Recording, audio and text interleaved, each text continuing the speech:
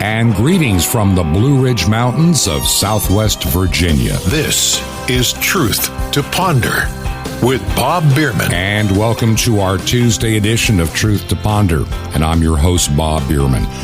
Just want to let you know at the beginning of the program, I'm working from our daughter and son-in-law's home in a small room. There's a little bit of an echo in the room, and I apologize for that. We don't have any particular soundproofing, but we're going to try to do our best today.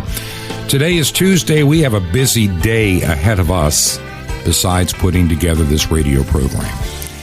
And I want to share some news stories today, some of the things that's going on in the background. Now, I had a fascinating letter from a listener. And normally I don't share a whole lot of stuff from listeners, especially if it's, quote, complimenting me. I don't need to, I'm not trying to inflate my own ego.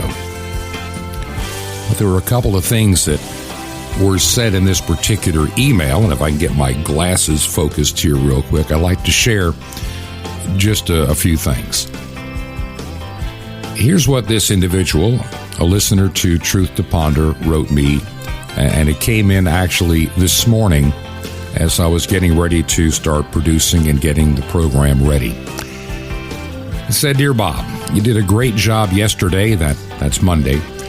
You spoke from the heart, and we all can relate." Now, he says he's only 51, but he finds himself valuing time and salvation more than money and material things. He went on to say he thinks when we reach a certain age, we realize that we have less years ahead than we have behind us. And, of course, our perspective changes. Now, you said a mouthful right there. Now, I am 67, so I've got a few years on you. And my wife and I, we are in Virginia, not just so much to visit family. And yeah, of course, Mother's Day is a great time to visit a daughter. I understand that. But there's a lot more going on in the background. We've reached a place in our lives where what is the next chapter of our ministry? Now, when I was around 40 some odd years of age, I planted a church, and it took off and it grew, and I planted a couple of others after. So I have experience in that area. But do I have the physical stamina to do all of that again? And if I don't, how do I help plant churches? What should I be doing? Am I in the right place where the message would be received? Is it where we need to be at our age as well? Because each passing year, we're going to be getting a little bit older, and things like staircases, depending where we live at, could be an issue. Having to understand the changing times in which we are is going to be an issue. Now, let me get back to this email that I received this morning. And this listener wrote then, "Time has always been our enemy, and I think that's why there are no clocks in heaven." And he writes, "My late wife once told me something that stuck with me for years. She was a tennis player in high school, and I knew hardly anything about tennis. I just thought you ran around chasing a ball with a racket, and the person who missed the most shots lost. Well, she said you have to pick and choose which shots you go after and which shots aren't worth the trouble. Some aren't worth the effort because they can't be made, and you end up just wearing yourself out before the match is over. You have to pace yourself, make wise decisions, and decide where to put your efforts." That's so true in life as well. We all need to think about that, especially now. Now, I want to pause right there. And he said also, let me just add this. Like you, we live in a different time now, and in our decision-making capacities are more important than ever. He prays for wisdom and discernment every day. Satan is going for broke, and now our job is to be the light for people who are lost. Our jobs are to keep the body count as low as possible in hell and to win souls for Christ. He then shares, I sit in a cubicle every day staring at a computer for a paycheck. I've been praying for a door to open so I can contribute to the kingdom and feel like something is going to happen. But I don't know what that is yet or when. It'll happen in His time. And then he prays for my strength and ministry and to take care, and he wishes God's blessings upon me. Well, I got to tell you, I needed to read that this morning, more than you'll ever know. I'm just a person. I'm just an individual. I'm just doing my little thing, so to speak, in this radio program. I'm not some big monstrous TV show with a following of thousands or hundreds of thousands who send millions of dollars to maintain it. This is a small and humble effort in this radio program that I produce. I just felt there was a need to have a legitimate voice giving legitimate news and giving hope in a very hopeless world. And I felt that shortwave radio, I'm still a believer in this technology, even though, I know it's antiquated. I know that most people don't even know what you're talking about if you talk about shortwave. But I recognize that in these very changing times in which we live, it is a way to communicate when the internet is censored. It is a way to communicate when there are so many podcasts out there. How do you find? I know that some of you do listen as a podcast, and I'm thankful. I know the effort it takes to get the podcast distributed. And if all I had was my podcast audience, I'm not sure if the effort being put in would be worth it, like was written in this email. You have to decide which shots to chase, when you're playing tennis, which ones can't be made, which ones are just going to wear you out. And while the podcast is a great, addition, the fact that it's distributed on a different platform outside of radio, the program is still geared to be primarily a radio program. And how it may grow in the future, I just don't know. But I really believe that this little program that I have is benefiting those people that God has called to hear it in places all over. Over the weekend, I had an email from somebody in the Atlantic region of Canada and who listens on a regular basis on shortwave on the frequency of 5950 kilohertz. And he, like many Canadians that I've heard from over the past several months, are listening to the broadcast, mostly on 5950, occasionally 9395, and hopefully in the future, as it is discovered, farther to the west on 9455 kilohertz. Still believe there's a purpose why we are on shortwave. Right now, my wife and I, and I know, I promise I'll be getting to some news stories in just a moment. We're trying to discern this next chapter in our lives. Now, when I was like 18 or, 20, 21, 22, when I first got married many, many moons ago, I figured by the time that I got to be, 65, I would be just an old codger, all worn out, in my rocking chair and retired and enjoying my, my golden years. And I just don't, while it's nice technically being retired, so I don't have, shall I say, an earthly boss telling me what I have to do with every hour of my day, I realize I still have something left to give to God's kingdom.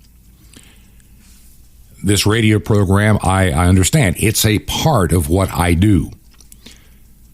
But there are other things that I have done in ministry that have been put to the side. Now, a lot of it had to do with the, COVID-19 84 scenario that's been going on for over 2 years. Churches were shut down. Back in 2019, I never planned on doing a daily radio program. Trust me. At the end of 2019, my wife and I were planning to perhaps launch a mission church in Florida and maybe another one in North Georgia, Western North Carolina, Northwest South Carolina, maybe East Tennessee, that region. We were just feeling there would be a good location. But all that, as you know, got tossed to the wayside because all of a sudden everybody was fearing the virus, and we were being told that, this deadly virus was going to wipe out millions of people in the United States alone in the matter of months. So prepare for the darkness and death, because there is no vaccine to save us. Well, if you've listened to this program, I think you understand the rest of the story. I just can't believe. I cannot believe. Well, yeah, I can. The Biden administration here in the United States wanted to raise billions of dollars more for their corona fighting efforts because it's going to be another winter of darkness and death for the unvaccinated. So they claim.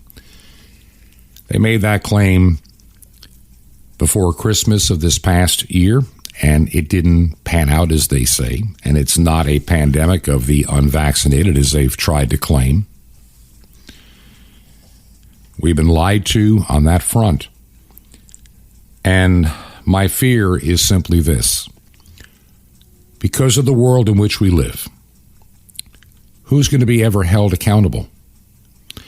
We can get to the truth. We can see the truth out there if you're willing to look for it. But the mainstream media is bought and paid for, even Fox News. I'm sorry. There are a lot of stories out there that are thoroughly legit, but they don't want to touch them.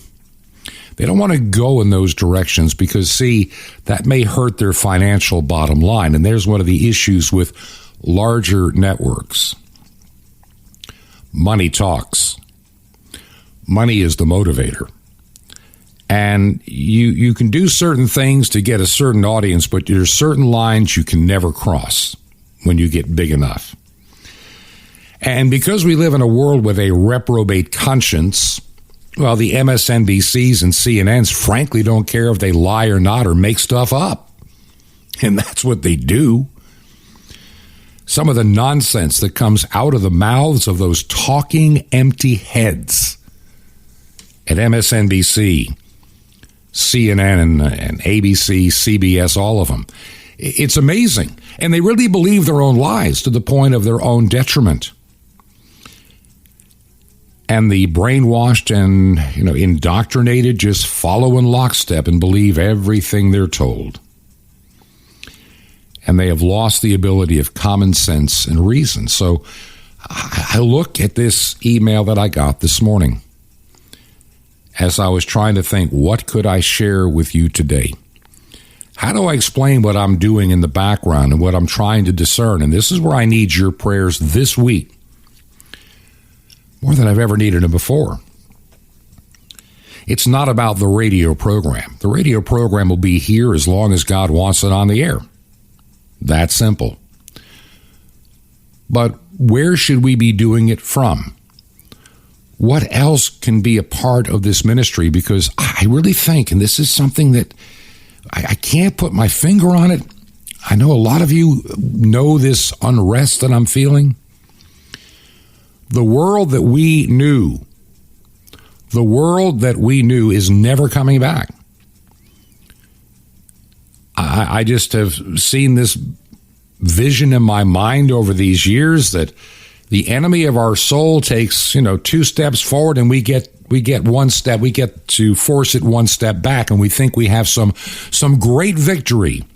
Look at all that we accomplished. We have a great victory now. We've won a battle. But I don't know how we're going to win this culture war in the long run. I don't see the world coming into this big time of revival like we've seen in days of old. I think we're coming into the days of Noah in ways that even Noah would never have believed possible.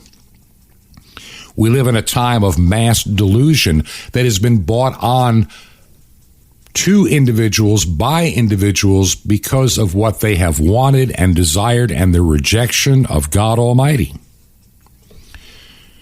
We have gotten, in many ways here in the United States, the government that we deserve. That's right. We've gotten the government we deserve. The most reprobate, ungodly administration that ever has occupied the White House. Yeah, this is it. This one is it.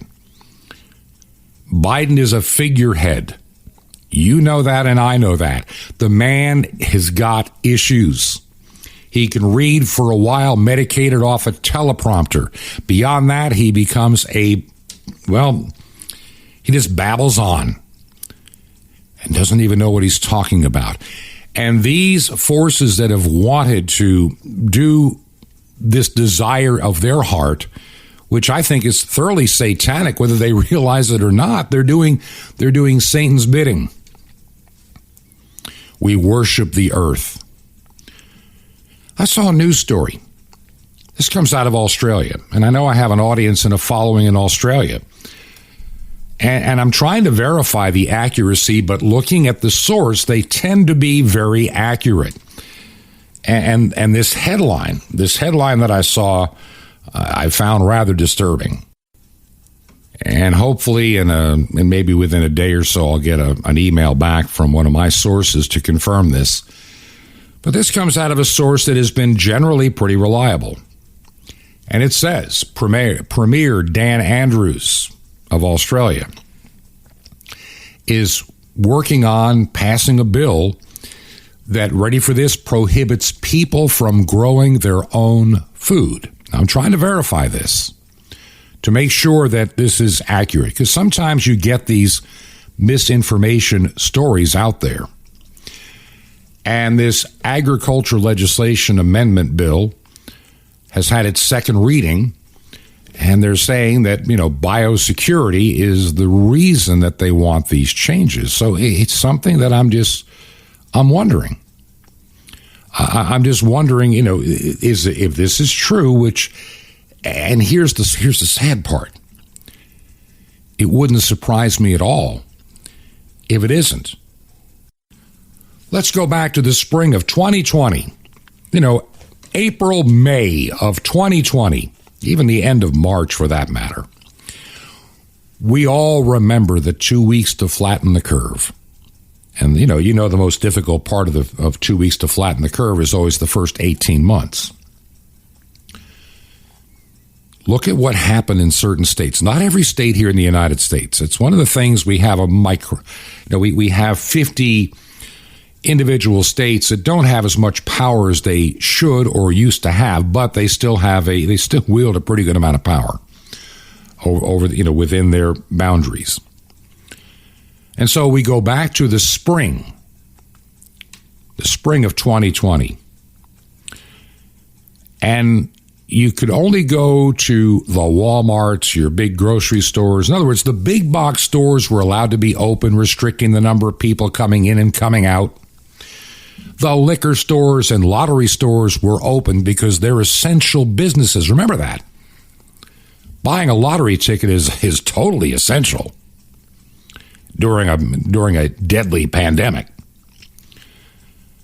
And so what do we see happen in Michigan? What did Gretchen Whitmer do in Michigan? You remember Gretchen Whitmer? I'll get you, my pretty, and your little dog too. So what was Governor Whitmer's plan? What did she want to do? Well, if you went to the Home Depot store, the big box stores that were safe to go to when, the local little Ace Hardware wasn't, or the locally owned store wasn't.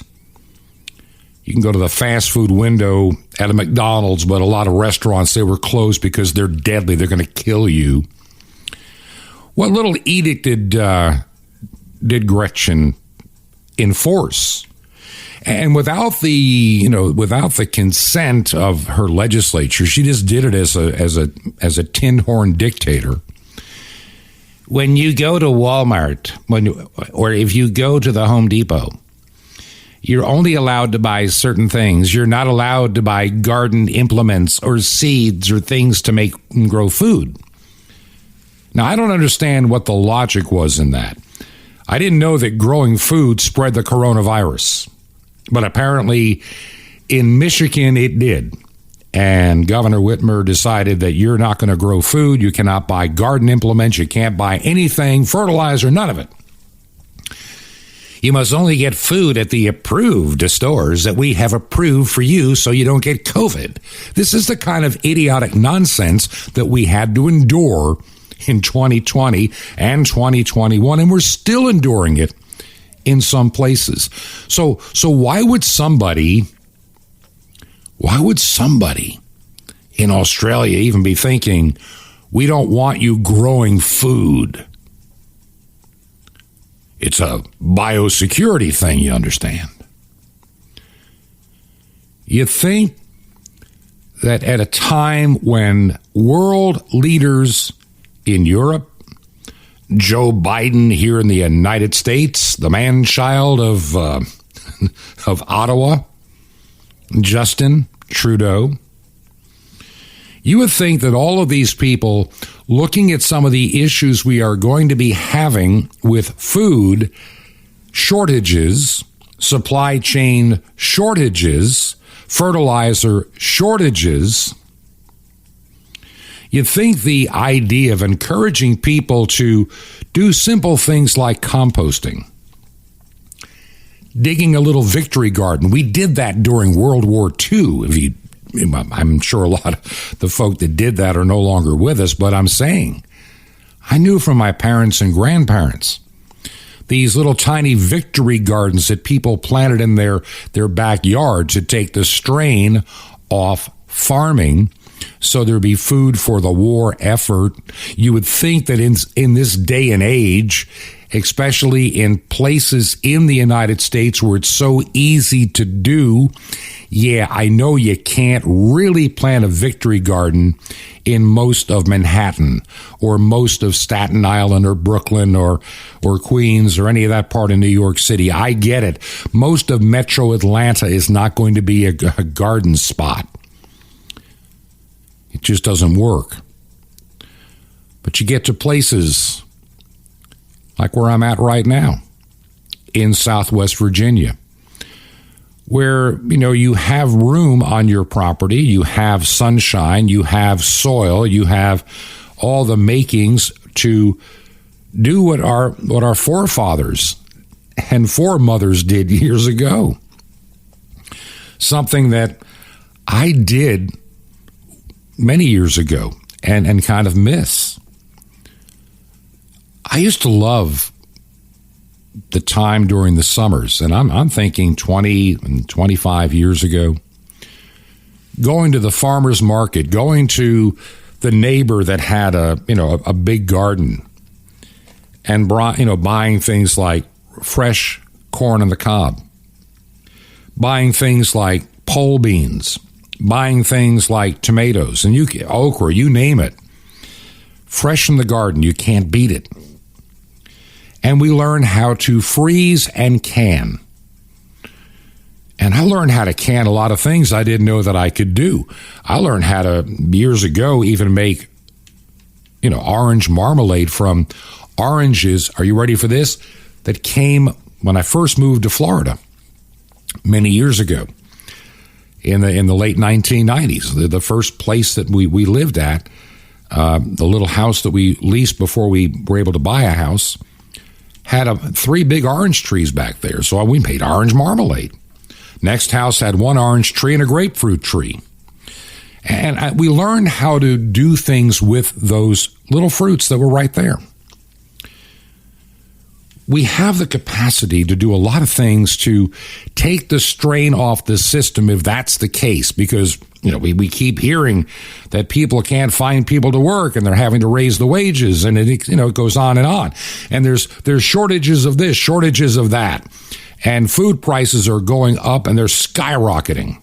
We went from energy independence to energy dependence, including depending on Russia of all places. They don't like to talk about that, but it's true. The leadership in the world today, and this includes this reprobate, delusional White House in Washington, D.C., and their allies in the Democrat Party, they are out to make you serfs and servants to the elite. And they got the perfect president to do it. President who's a moral reprobate. I think he's crooked as the day is long. I mean, he's crooked.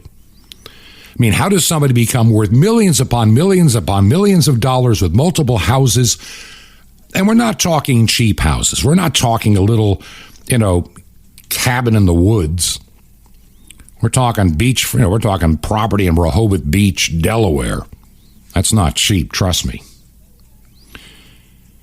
How does somebody own, these mansions? How does somebody have all of this money on a senator's salary? Because the only way I can figure you do it is you sell out your office and you sell out your country and you don't care. Once again, and I hate to remind you of the obvious, these clowns, these reprobate clowns, and I call them that, and I call them that in kindness because of the words that really are coming to my mind. They're going out of their mind over what the Supreme Court may or may not do regarding Roe versus Wade, the decision that was improperly made back in 1973. They're all getting really upset that their Moloch worship infant sacrifice may be in danger. That's what it is. Moloch worship, an infant sacrifice. I'll get to that in just a second. People like Nancy Pelosi, I'm a good Catholic. Well, the Roman Catholic Church teaches that abortion is murder. It's a sin. Oh, but I don't believe that. But I'm a good Catholic, and I expect to go to heaven when I die. And I will pay somebody to, throw some holy water on me to push me through. And that's pretty much the Biden idea. I'm a good Catholic. I have a rosary in my pocket. Well, I'm sorry, that little plastic rosary is not going to save your eternal soul. You're living in a delusional world. You have been struck, as the Bible says in 2 Thessalonians, you have believed the lie, and you have been given over to delusion. And that delusion, short of coming to Christ and getting your life straight, is never going away. What the Bible says, and this is hard for some people to accept, but it's very plain. I mean, it's right there in the open to see. There are those that have decided, who have made a conscious decision. They have been given the truth, and now they have rejected it to buy the lie. And they have bought into the lie, according to what 2 Thessalonians teaches, to their own damnation. Period.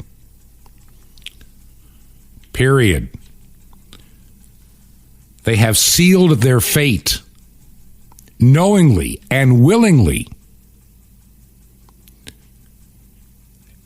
And I think for many in our federal government today, the talking heads at MSNBC and CNN and many of these news networks, they are facing an eternity of damnation and separation from God for eternity.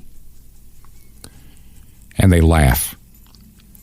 They don't care. They laugh at you. They laugh at me. They laugh at radio programs like this as being silly and ridiculous. And they want us to believe that somehow all the inflation of last year, all the beginnings of shortages and rising fuel cost and food cost of last year was all tied to Putin and Ukraine. And people believe it because they don't have the ability to use common sense and even dig through anything anymore. Our educational system, its goal is to create, you remember, I know I have a break coming up and I'm going to have to get to it really soon, but I can just hang in here with me. How many of you remember an individual by the name of Phyllis Schlafly? She ran an organization called Eagles Forum. And I can remember when I worked at a Christian radio ministry in Georgia that had radio stations in Georgia, the Carolinas, Florida, and we had affiliates all over. She had a program. And she made some interesting statements in the late 80s and early 90s that at the time I wasn't certain. I'm not saying that I denied it, I just didn't see it yet. And she talked about she talked about the National Education Association, the idea of school to work. We need more drones, so to speak. And her concern back then was how the schools would be used to dumb down the ability of people's critical thinking, and then they would have their job, whatever it may be, in society after schooling. Now, that schooling could include college and a university. And she pointed out that these colleges and universities by that time had already been overrun and taken over by the radicals of the 1960s. They were now the ones teaching. Look at it today. You're now in your second and going into your third generation of leftists that run many of our institutions of higher learning, including state-funded institutions.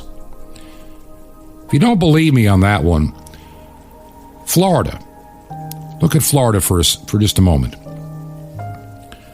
In Florida, you have our governor, Ron DeSantis, who I think personally has been an outstanding governor. He's given the state more freedom than most others have had during the corona, pandemic, whatever you want to call it. And you're seeing even counties like where we spend a lot of our time, and that turning a little bit more conservative, which is unusual. But if you look at Gainesville, Florida, Alachua County, that's where the University of Florida is located. And if you look at the voting in and around the immediate area of Gainesville, Florida, it is heavily Democrat, heavily socialist, heavily leftist. And the next county south, Marion County, well, it's very conservative. In other words, because the university is there in Gainesville, Florida, it becomes this big blue pimple in a very red region. And the same is true anywhere in the United States. It really is. You're finding the leftists have moved in and taken over our universities entirely. Well, I really do have some news stories that I want to share, and a little bit more about what we're doing here in Virginia and why I need your prayers, and why I believe this radio program needs your help and support moving forward. We are going into our 22nd month real soon. Hard to believe. And we need your support to keep this thing on the air.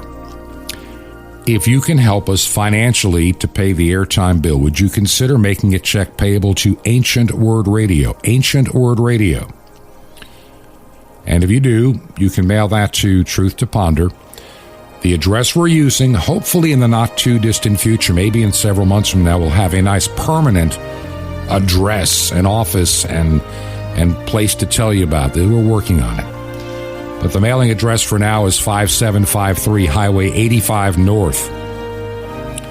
5753 Highway 85 North. And the secure box is number 3248. That's number 3248. The city is Crestview, Florida. Crestview, one word, Crestview, Florida. And the zip code is 32536. That's 32536. You can also support us from the website truth2ponder.com. Truth2ponder.com. We will be right back, and I've got a lot more to share. This is Truth to Ponder with Bob Bierman. The Moon Pledge. coming up. Shalom Aleichem. This is the nice Jewish boy, Jonathan Kahn, your Jewish connection, bringing you the riches of your Jewish roots in Jesus. Now get your pen out as fast as you can so you don't miss out on receiving a special free gift that you're going to love and you're going to get in a moment. The full moon, real significant in the Bible. They marked key dates in the ancient calendar. It was considered the fullness of the month. In the middle of the month was the full moon. Now, interesting thing, in a Hebrew marriage, the groom would have to visit the house of the bride, and there he'd give a gift for her and pledge his love to her, and she would pledge herself to him. And they would share a cup of the covenant together, and they would pledge each other to each other the Kiddushin, it's called, the betrothal. And when would that happen? When would the Hebrew groom pledge his love and life to the bride? It was considered to do this the best time at the full moon. Under the full moon, the covenant was made. At the full moon, the groom pledged his life to the bride, and the bride received the pledge and gave her pledge to him. Under the full moon, they shared in the cup of the covenant. They pledged their life. Now, Messiah gave us a cup of the covenant, the Last Supper. He shared in his cup, his supper. And then he died. He gave his life on the cross. When? On Passover. When was that? It was the 14th and 15th of Nisan, which was the night of the full moon. When he died, there was a full moon. He was buried under a full moon. Why? Because he's the bridegroom. And the bridegroom pledges his life, gives the pledge. When the full moon comes, he gives his pledge. So he has given his pledge to you, a pledge even beyond marriage. How do you respond? You pledge yourself to him and your love and your all, because the covenant is given, and so it must be sealed under the full moon. And he has given his covenant and pledge to your life. You do the same to him. Want more? Ask for the gospel of the moons. Now, feeling like your walk with God could use a real spiritual boost? We got the answer. Free subscription to Sapphire's Warning Muses Directed can change your life for victory. And the incredible Mystery of the Temple Doors. You'll love it. It's all free. How do you get it free? Easy. Just remember Jesus' real Hebrew name, Yeshua, and you dial it. So just dial 1-800-YESHUA-1. You will be blessed, but call now. That's 1-800-YESHUA-1. And I invite you to minister with me in two of the most exciting ministries, to be in the word of life around the earth to every tribe and tongue, and to Israel, the Jewish people who gave it to you. How? Just call 1-800-YESHUA-1. That's YESHUA-1. Now, you can write direct. Just write to the nice Jewish boy. That's me at Box 1111, Lodi, Lodi, New Jersey, 07644. It's the nice Jewish boy, Box 1111, Lodi, Lodi, New Jersey, 07644. Until next time, this is Jonathan Kahn saying he pledged himself to you. You live a life of pledge to him. In Messiah, Hatan, the bridegroom of your life.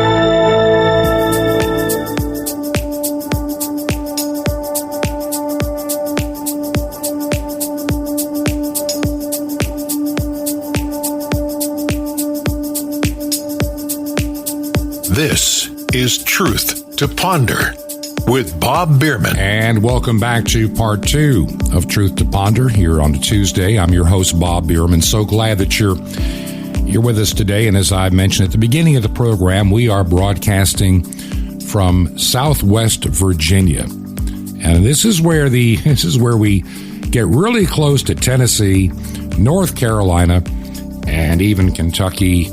This is the part, actually not even that far from West Virginia. It's where a bunch of the states meet in the beautiful Blue Ridge Mountains. And we're up here visiting, of course, the daughter and son-in-law and trying to find direction in the next chapter of our lives. Let's be honest. The pandemic changed a lot of our priorities. So many people thought that things were just going to be going wonderfully back in 2018 and 19. And here in the United States, we thought, come 2020, we're going to keep the House and the Senate. We're going to get it back. And Trump is going to win. And the world's going to be a wonderful place. And jobs will be plentiful. How many people believed that in 2019? And then, surprise, surprise, we began to hear stories just around Christmas time, not big ones, about some kind of a virus in China. But that seemed like a million miles away to those of us here in the United States or those anywhere else in the Western world. That's China. Weird stuff happens there all the time. As long as they keep making our TV sets and stuff to buy at Walmart, that attitude, why should I worry about it? would come into play. But then that virus escaped China, made its way into Italy. And then the Imperial College of London did their magic and made these dire predictions for the globe. That if we don't do something dramatic and drastic, we're just going to die and keel over. We're all going to die. And it's going to be unprecedented. And the numbers coming out, they were scary. And remember, what did you and I know about that at the time? Not much. This is not an area of our expertise. Now, I'd worked in emergency management, so I'm just playing this thing early on that this could be a real pandemic and a real problem and a real issue, and how long is it going to take to go through the population of the earth before it becomes an endemic. That's pretty much what we were looking at. And I was asked to come out of retirement, as I've told you dozens of times on this program, and I walked into it with eyes open and willing to do what needed to be done because, well, we were thinking it's a very real threat. And I based a lot of my work on those faulty predictions that increasingly were self-revealing to be a bunch of baloney. And after about 60 some odd days going toward 90, between 60 and 90 days, I can't remember when, I realized this is nonsense. This is not what they're claiming it is. This is a bunch of, it's not true. These numbers, these tests, these deaths, there's something wrong with this picture. I'm looking at these dashboards where I can see a lot more detail than you hear on the media, and I'm going, there's something that's not right about this. And so I walked away. Now, I didn't plan on doing a radio program. I didn't plan on any of this at that time. I just knew it was time to walk away. And I picked up my wife at our home in Florida. And not fully understanding what we were facing, we decided to go to our little place up in the mountains. And call it isolation, call it whatever you want. We have family that is staying in the house down there. And at our age, once again, we don't know. We're talking now, we are talking, roughly May of 2020. What do we know in May of 2020? Well, we know a lot more today. But the more I started reading and studying and spending time, and also spending more time in God's Word, something told me that I needed to do something and share information. And the idea of Truth to Ponder came to mind, and I didn't know. I'd actually thought about, I'd got a hold of a little green screen, and I had a little camera. I thought about doing maybe just a few minutes a day or a few times a week, like a little video about the news and put it in light of God's Word, maybe even take the camera outside and into the beautiful, near maybe a stream or in the woods and just, share from a peaceful place, that peace of God that passes all human understanding and give you hope. And I was debating that. I played around with the name. I played around with a domain name for a website. This is how the program was starting. We're talking now probably maybe June. And I'm still not ready to get started. But I know that I need to at some point. And I was on the phone with an individual in Florida. Just out of the blue, he called me. And it's one of those kind of phone calls. It's somebody that I know and somebody I enjoy talking to, but one of those kind of people whose lives are so busy that you never get around to calling each other, except on the rarest of occasions. And is a very godly man. And I think the world of him, a very self-made individual. God has blessed him financially in the work that he has done. And he takes so much of what he has made to plow it into God's kingdom and to share the good news of the gospel. And he just called me up and said, hey, Bob, how are you doing? What are you doing? What do you think? And just on we went. And I wasn't even going to mention what I was thinking about the Truth to Ponder concept, maybe a little video thing you could see on your computer or your smartphone just to give you some hope and encouragement. And we got talking. And I said, I'm thinking about putting something together. And I shared the idea. And then, of course, he knows me. And he knows my background. He knows what I think about radio and shortwave. He goes, well, why not do it on radio? Why be another one of those podcasts or video casts that are out there? There's so many of them, you're going to get lost if you do that. Why not just do something totally different? Get on the radio, get on shortwave. And I said, well, there's one problem. I would get on shortwave tomorrow, but I have to pay for the airtime. With a little video thing I put out, it would be nickels and dimes. I could afford that even on my retirement income. He said, well, how much would it cost to get started to try it out? And I said, well, I don't know, but I have a guess. And having done some work around shortwave stations, and having, let's just say that I kind of know how it works. And I gave him a price. And he said, well, fine, I'm going to mail you a check. Where do I send it to? Well, I was floored. I'm going, are you sure about this? He said, absolutely. Well, that would be enough to cover about the first 3 months of the program on shortwave.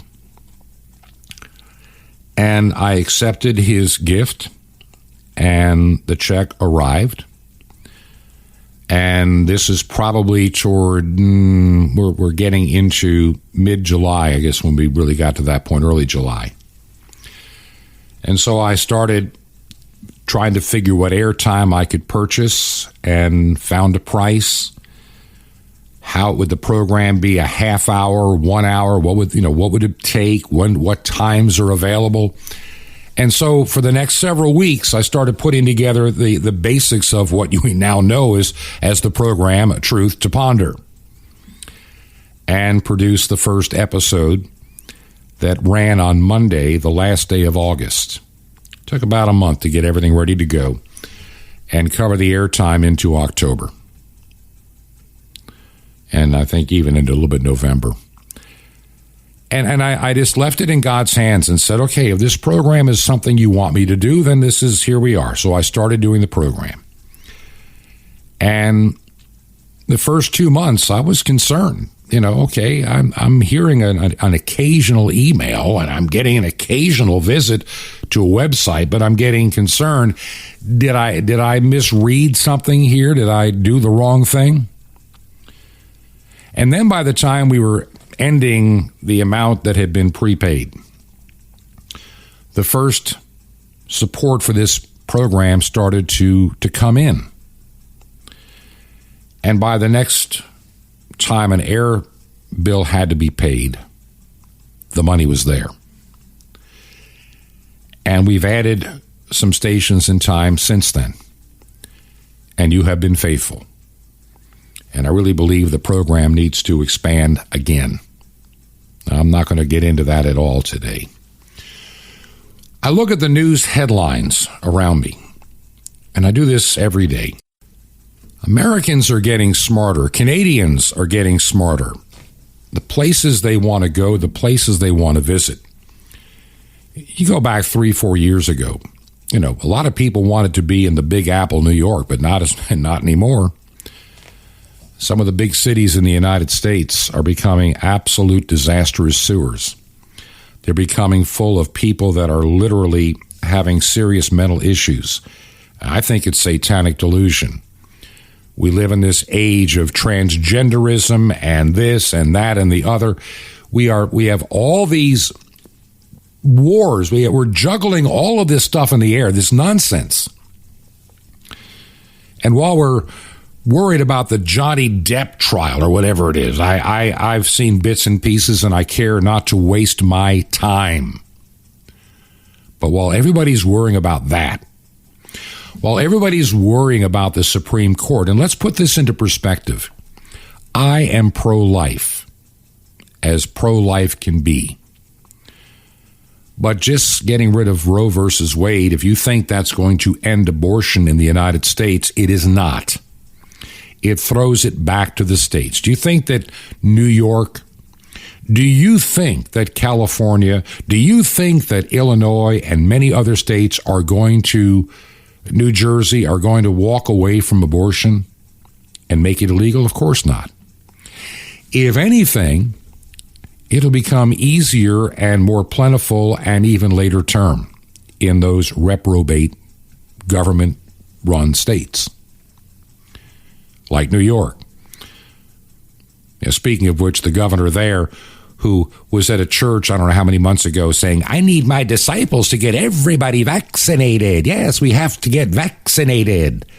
Will you be my disciples too? In a church of all places. I have to wonder about that church. Well, she's got COVID, but she's thankful that she's like quadruple or triple vaccinated and has boosters and what have you. And the reprobate mind can't see that the people that are coming down with COVID now are fully vaccinated and boosted. The ones going to the hospital now are fully vaccinated and boosted. The ones that are dying disproportionately are fully vaccinated and boosted. And answer me this question. Why do we have so many people in their working ages mysteriously dying of things that are not COVID? Why are we normalizing heart attacks and strokes in children and teenagers?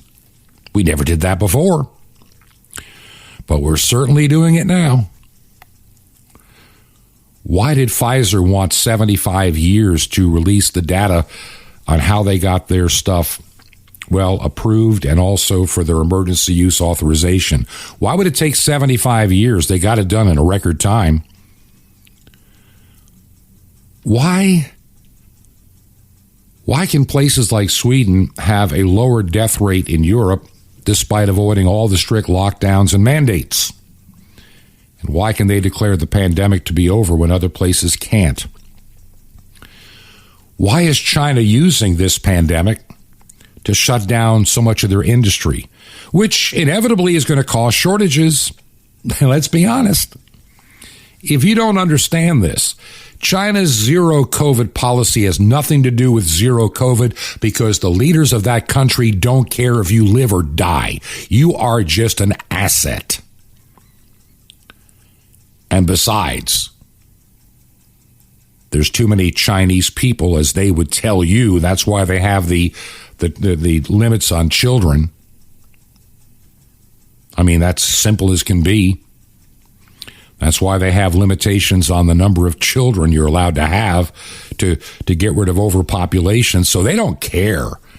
They don't care if that person in China that's making your Apple computer or your iPhone, they don't care if that person dies.